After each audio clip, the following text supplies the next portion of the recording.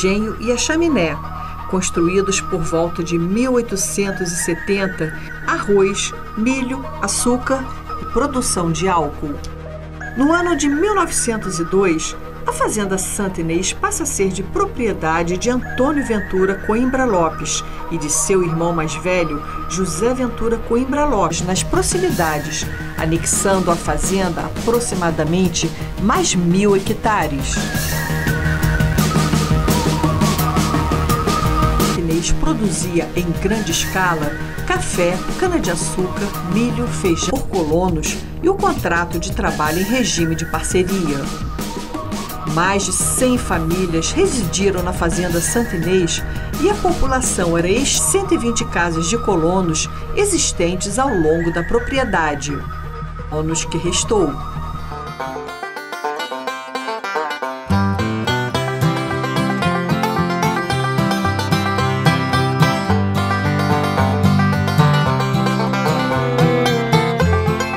Uma verdadeira cidadela, existindo uma venda onde faziam compras e eram feitos negócios e da sociabilidade. Havia um salão de bailes, espaço para jogar raia de malho.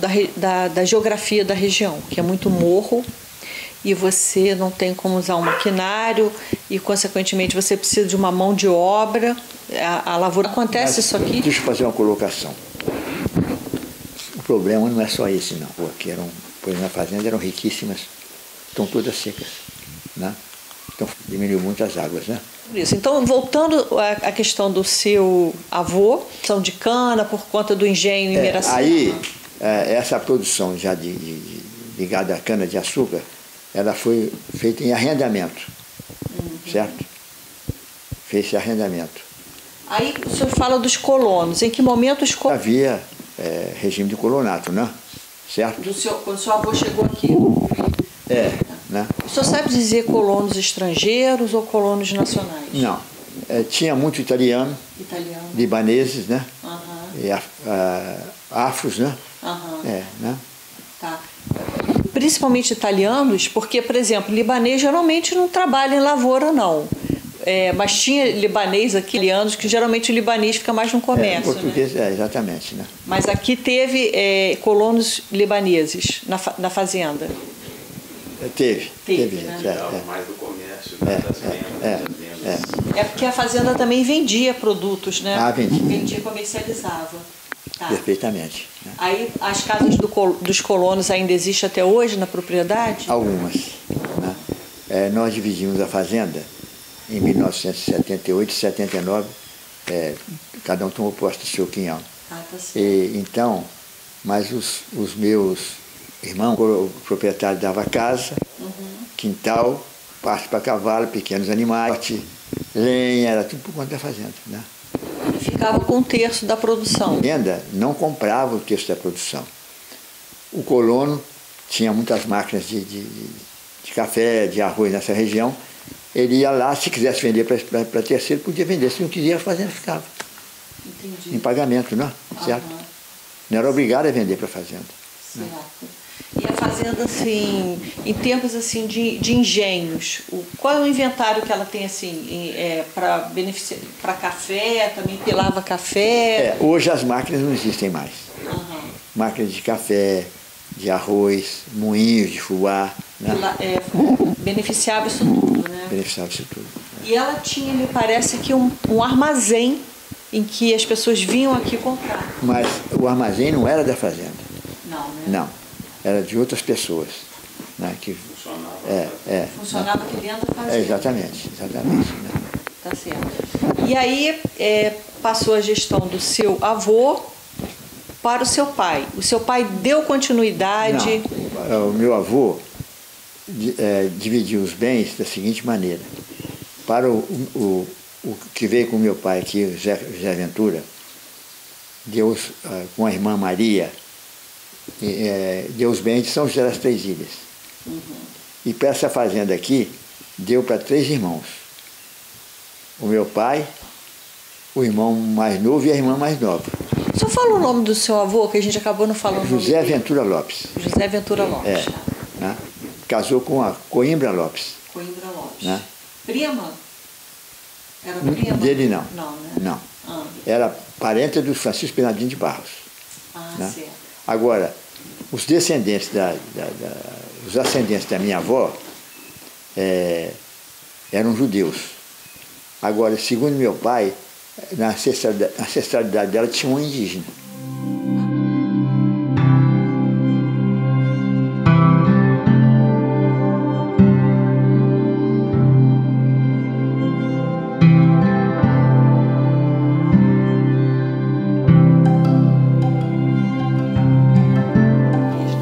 Então, o seu pai ficou como um dos herdeiros aqui da fazenda. Com dois irmãos, um homem e outra mulher, né? E eles também, a atividade produtiva da fazenda... Eles não vieram para cá. Não. Meu pai trabalhou. E com os frutos percebidos aqui, ele comprou uma fazenda de mais de 300 alqueires em Itapiruna, Fazenda São Vicente. Uhum. Tiraram 20 alqueires, 40 alqueires, se não me engano, e em troca dessa fazenda aqui, deram à irmã, que era casada, construíram sede, e currais, essas coisas todas, deram à irmã em troca daqui da Santa Inês. Então ficaram aqui meu pai e meu tio Francisco. Né?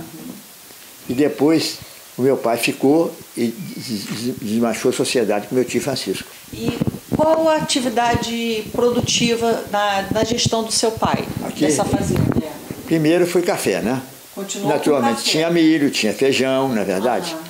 E depois... E a cana também, porque tem a usina aqui exatamente, em Miracema, né? E a cana.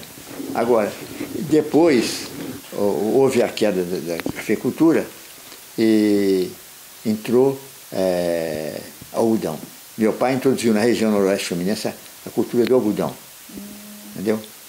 Então ele foi, gradativamente, ele foi transformando a atividade... O café e as outras atividades, mas principal também o algodão. Foi o algodão. Não, principalmente o algodão. Então como é que foi essa gestão, essa parte do algodão? Com a crise de 29, né, a situação da lavoura ficou muito melindrosa, ficou decadente.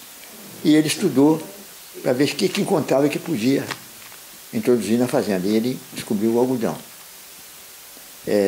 Foi pioneiro. Foi pioneiro. O senhor fala o nome do seu pai?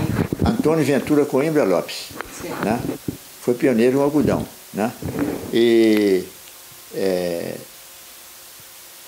ele colhia aqui 1.500 arroz de algodão. Só que era uma fazenda tudo branco, né? Certo? Agora... E qual o sistema? Ainda no colonato? Ou tinha ainda com o sistema de colonos? Em parte de colonos. O algodão não. Não, o algodão não. O algodão, empregados. O algodão eles colhiam e pela pesagem recebia uma quantia. Você entendeu, né? Se ele recebesse 10 quilos, recebiam o valor de 10 quilos. Né? 100 quilos, 100 quilos. Né? Como é que é a plantação de algodão? Assim, por exemplo, um pé de algodão. Por exemplo, café a gente sabe que são 25 anos, desde o momento que você planta, a produtividade de um pé de café. E algodão, como é que é a lavoura de algodão? É praticamente renovado anualmente, né? Um pé que foi produtivo, ele já não é produtivo no ano seguinte? Então tem que estar sempre replantando. Exatamente. E acontece o seguinte, o algodão é uma cultura muito exigente. A começar pela semente. A semente do algodão está lá embaixo no engenho. Os caixotões, está ouvindo? Tinha que selecionar, colocar dentro dos caixotões e vedar completamente. Certo? Com fitas, né? Para não haver, não entrar ar, não há nada, né? Insetos, né? Aí preparava-se a terra, plantava o algodão, pragas, né? O algodão não tinha muita praga. Né? Seu Roberto, para mim só não ficou claro o regime de trabalho no período do plantio do algodão. Não é mais o colonato. Não. É empregado mesmo da fazenda. Não, eles tinham parceria, né? Plantava para as suas necessidades. Cada um tinha seus pés de algodão descansados? Não. Era turma, né?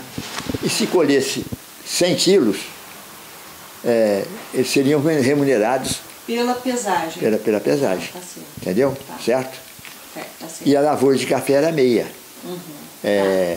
A fazenda formava a lavoura, né? e dava meia a eles. Eu estou insistindo nisso porque o Brasil sempre, historicamente, tem um problema com a questão da mão de obra, né?